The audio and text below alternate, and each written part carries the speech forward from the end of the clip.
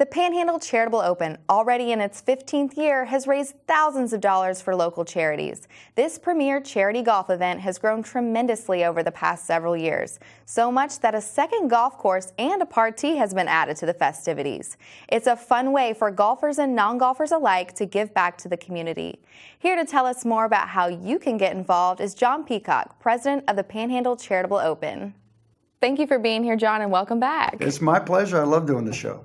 We love talking about the Panhandle Charitable Open. So let's start with, what is the Panhandle Charitable Open? Yeah, it's a two-day, two-person best ball golf tournament, and this is the 15th year of that event. So it's been pretty remarkable. Can you tell us a little bit about how it was started? Sure. It actually started many years ago. It wasn't the Panhandle Charitable Open before I got involved. In the Marcus Point men's group, and it started the same format. They just did a weekend deal, and they tried to raise a little bit of money, and they raised a few $100 here and a few $100 there. And as you know, Brandy, 16 years ago this October, I lost my oldest son in a car accident. And, when something like that happens, it's pretty traumatic.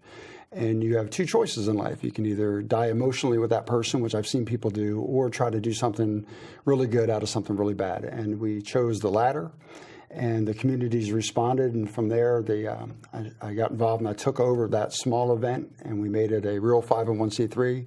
Called it the Panhandle Charitable Open, and from there we've raised, from that day, we probably are $750,000 for local charities, due in large part to a lot of generous folks in our community.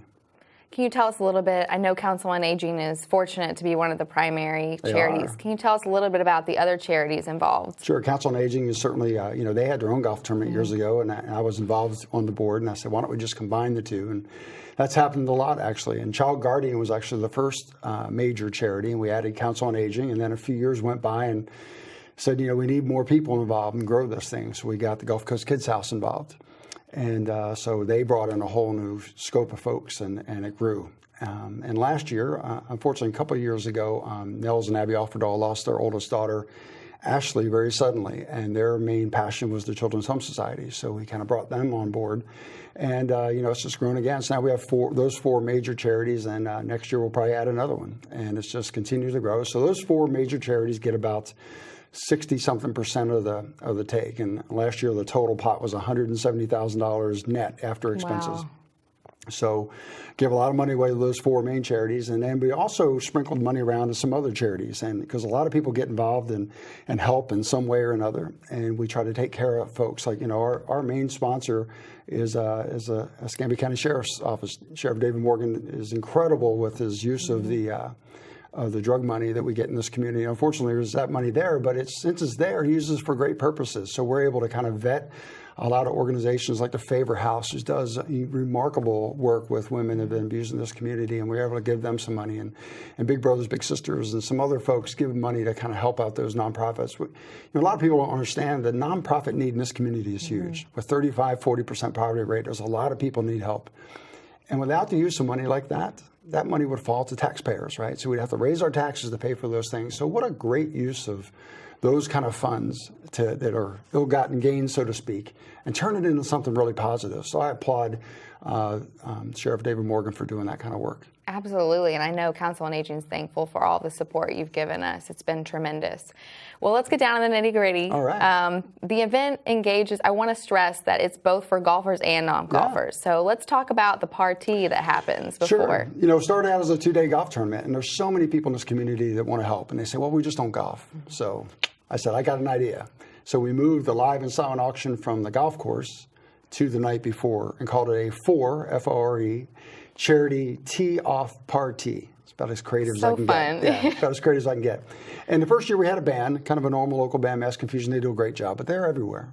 So last year we decided, why don't we kind of kick it up a notch? And there was a guy named Oz Perlman. He was a mentalist, and he happened to be on America's Got Talent. I've known Oz for 6 or 7 years now. So I asked him to come down, and he did, and blew people away. He actually guessed everything the sheriff was thinking, I think, at the time.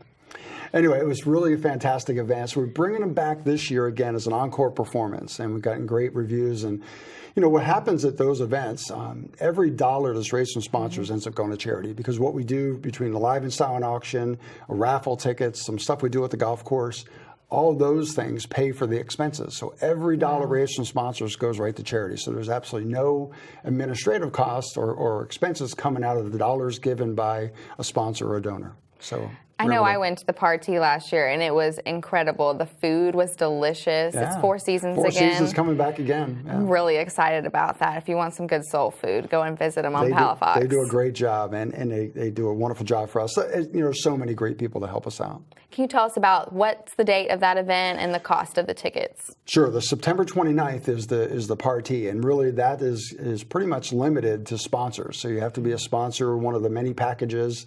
You can look at the website, PCOGolf.org, and figure out where you fit in there and how many tickets you want. We're probably not going to sell individual tickets because we have to reserve those spots for sponsors. Unfortunately, Sanders Beach only holds 350 folks, and it's really the best venue for an act like Oza's. I wish we had a bigger event place here in Pensacola, but we don't. So we'll use that again. So we're going to be sold out again this year, and it's going to be fantastic. And then the golf is the next 2 days. Friday afternoon, you'll either play at Marcus Point or Stonebrook Golf Course, another twist added this year. 2 golf courses. And the next day you'll switch. So it's kind of a cool thing for golfers to be able to play 2 different golf courses in the same tournament. And then we'll kind of combine all the scores and figure out who the winners were. And what is the cost to play in the golf tournament? Well, it varies, right? There's a play only that's, I think, $600 for 2 people for 2 days. And then there's various levels of sponsorship to get golf teams as well.